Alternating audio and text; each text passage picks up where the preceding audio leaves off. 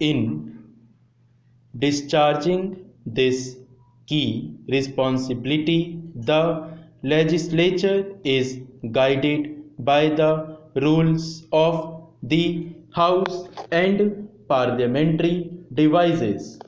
It also scrutinizes the working of the executive through an intricate system of committees. The question hour is a very useful innovation that our parliamentary system has evolved. I personally want all of you to make the most of it to ensure executive responsibility to the legislature. For a democracy to flourish, it is necessary that diverse opinions are reflected in the legislature and are debated upon. Several rules, conventions, and procedural devices have been evolved to facilitate meaningful discussions. Central to this is the observance of decorum and respect to the chair and fellow legislators. As the chair is the custodian of the rights and privileges of the House, its ruling and directions must always be complied with, keeping oneself within the stipulated time when taking the floor to speak or intervene is necessary to allow maximum number of members to participate in the discussions.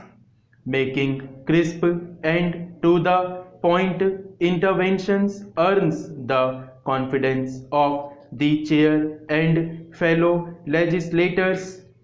You must strive to raise the quality and debate and the resultant legislations.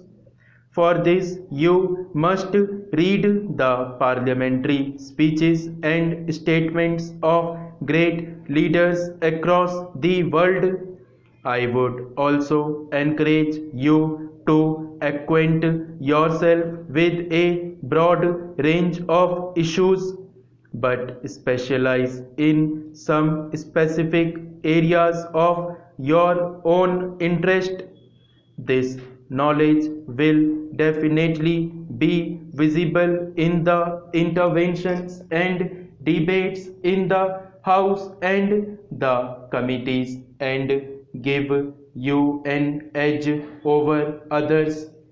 In today's era of information technology, you need to keep abreast with the events of your constituency.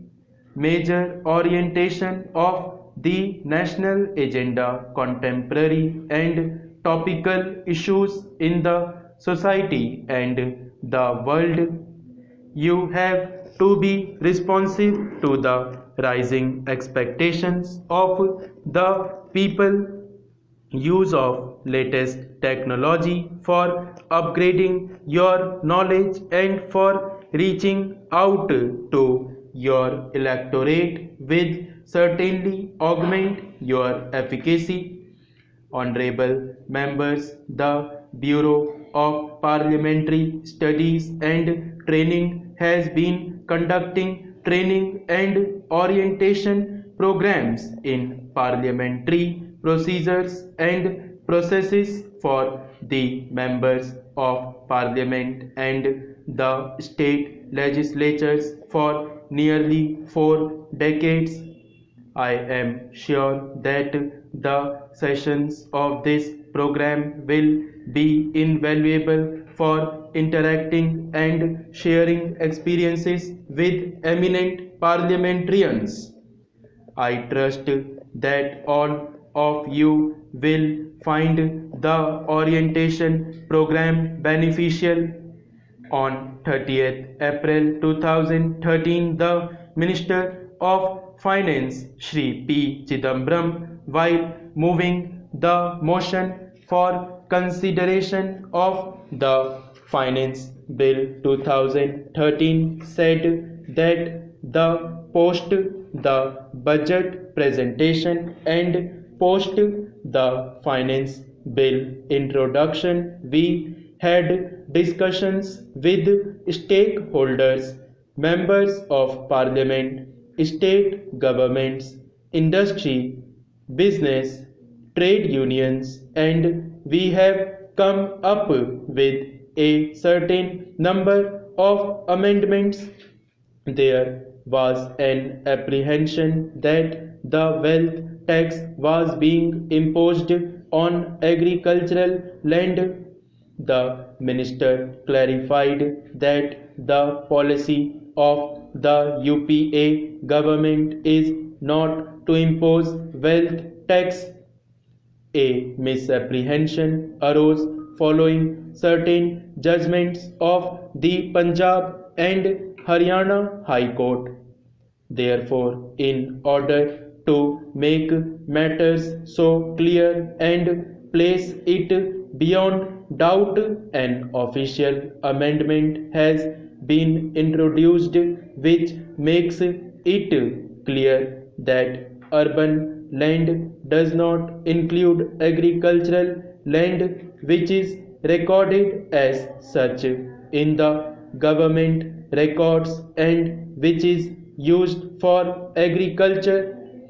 There is no intention to change the law, and a close reading of the law will show that no change has been made. But in order to allay the apprehension, an amendment will be moved. Some other amendments are also being moved. An amendment is being moved to attract investments in rupee denominated long term infrastructure bonds. It is proposed to amend Section 194 LC so that foreign currency routed through designated accounts of a non-resident for investment in such bonds is deemed to be borrowed in foreign currency. It is proposed to withdraw this amendment in order to insert a new Section 194LD for providing a 5% rate of tax on interest payment during the period beginning 1st June 2013 and ending on 31st May 2015 to foreign institutional investors and qualified foreign investors on investments in government securities and rupee denominated government corporate bonds. Under the existing provisions of 2006 of the Income Tax Act, there is a rate of 1% on cash sale of bullion or jewelry. There was an exclusion in the parenthesis of that clause. That exclusion was giving opportunity for misuse. That exclusion is now being withdrawn. There is an amendment to 206AA carving out an exception so that the PAN requirement and consequently higher withholding tax of 20% does not apply to interest payment of non-residents in respect of long-term infrastructure bonds referred to in Section 194 LC.